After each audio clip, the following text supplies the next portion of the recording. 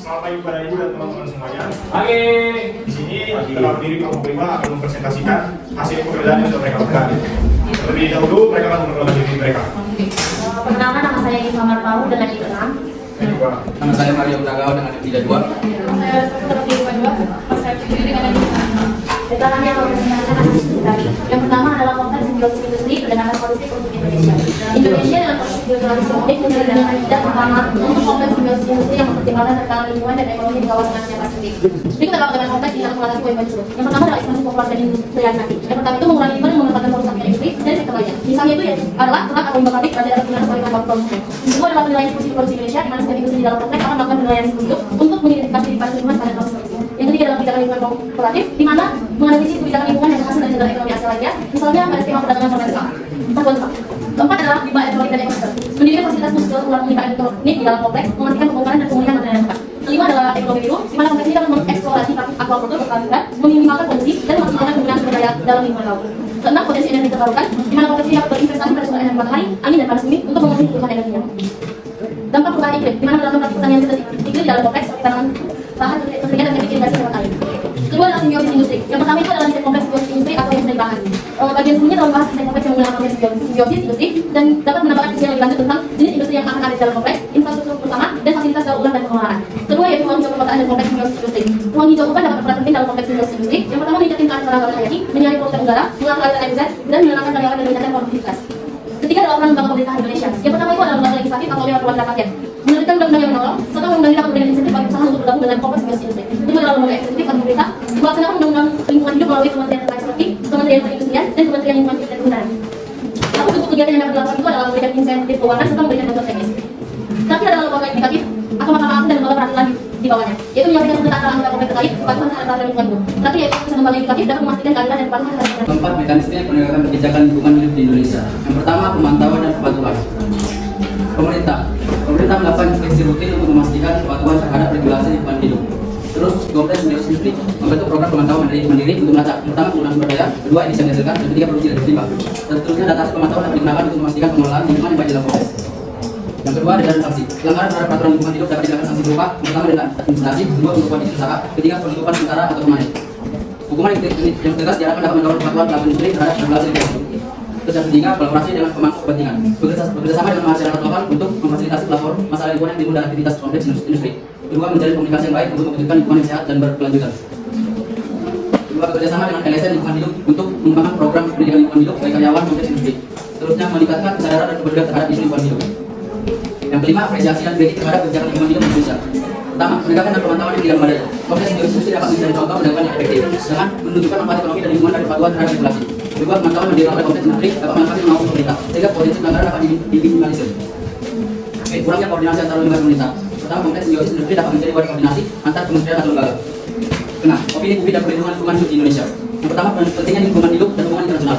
Kompleks simbiosis industri dapat menjadi contoh nyata dengan penerapan praktik bisnis yang berkelanjutan dan ramah lingkungan. Terus Indonesia dapat menggunakan keberadaan kompleks ini untuk menunjukkan komitmennya terhadap pendidikan lingkungan hidup di Indonesia internasional.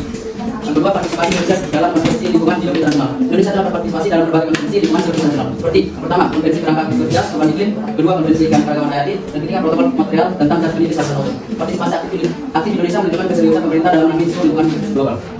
Yang ketiga, pengaruh lobby terhadap lingkungan kebijakan lingkungan. Lobby oleh kelompok tertentu dapat mempengaruhi pembentukan kebijakan lingkungan hidup.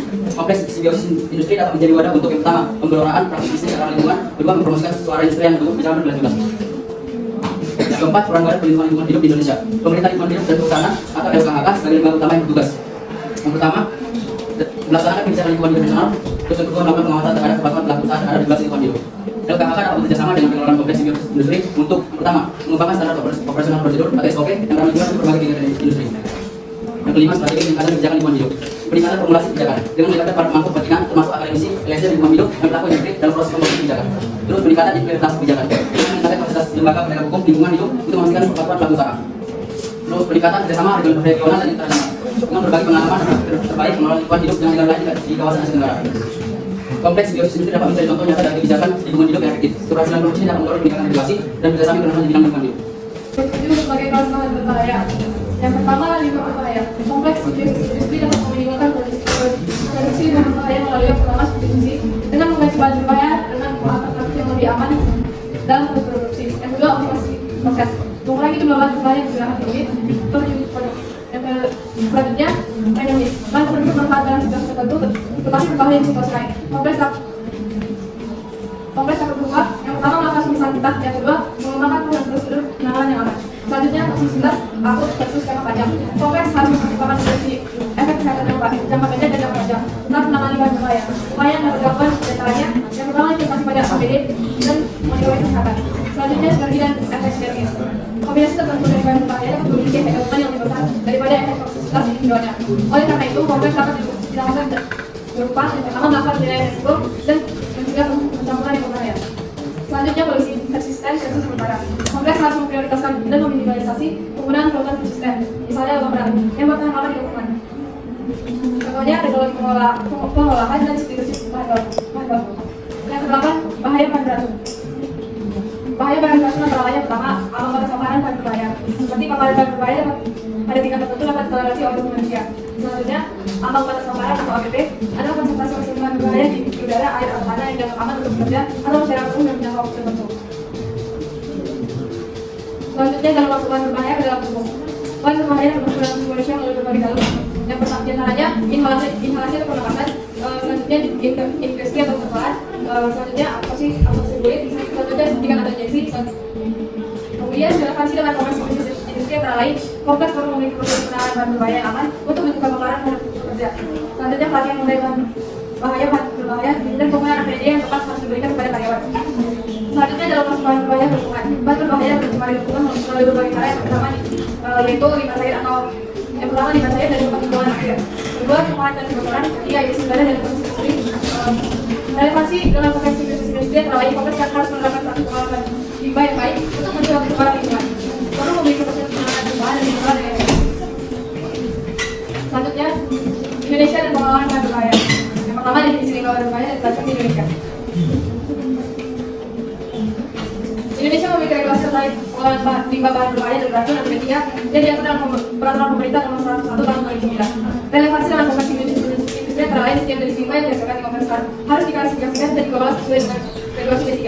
Selanjutnya, konservasi dan pemulihan sumber daya di Indonesia. Relevansi dalam kompleks industri yaitu kompleks harus menerapkan prinsip 3M untuk mengurangi konsumsi sumber daya dan produksi limbah. Selanjutnya, rencana penanggulangan keadaan darurat bahan berbahaya dan beracun.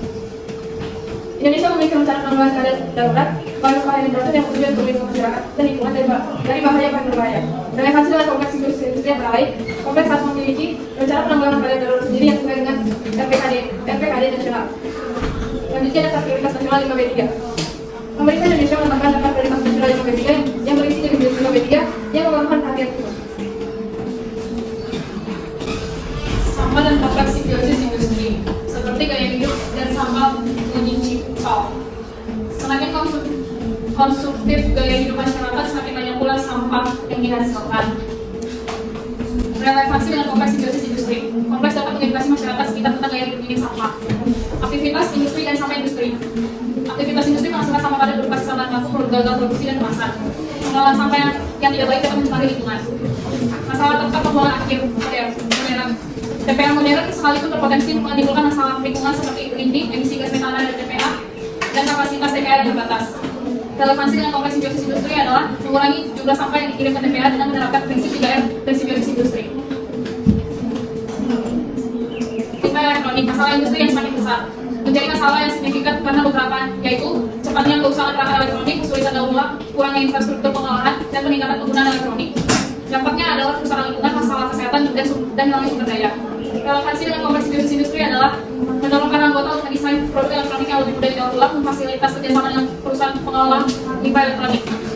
Permasalahan food waste di industri adalah donasi pangan, kompostis skala industri, pemanfaatan kembali dalam produk lain, dan penamalan permintaan yang lebih akurat. Relevansinya adalah kompleks simbiosis industri dapat menjadi wadah untuk menjalin kerjasama antar industri dalam pengelolaan. Contoh, sisa roti dan bakery. Beyond landfill, menuju pengelolaan sampah yang lebih baik. Konservasinya menjadi listrik adalah penguraian sampah organik di tempat pembuangan akhir TPA mengandung gas metana yang mudah terbakar. Manfaat pengelolaan metana TPA adalah pengurangan emisi gas rumah kaca, produksi energi terbarukan, dan penghematan daya pengelolaan TPA. Perbandingan kebijakan lingkungan hidup Amerika Serikat dan EU adalah Amerika Serikat lebih banyak meningkatkan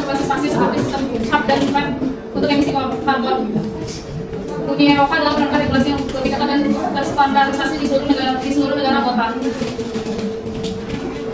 Pelajaran untuk kompleks simbiosis industri adalah kompleks dapat mengadopsi sistem perdagangan emisi untuk mendorong anggota industri mengurangi jejak lingkungan. Selain itu, kompleks dapat menerapkan standar pengelolaan industri yang ketat dan mendorong inovasi teknologi bersih. Dengan menggabungkan strategi-strategi ini, kompleks simbiosis industri dapat mengatasi tantangan pengelolaan sampah dan berkontribusi terhadap ekonomi keluar yang lebih berkelanjutan di Indonesia. Demikianlah presentasi dari 25. Teman-teman yang ingin bertanya, silakan.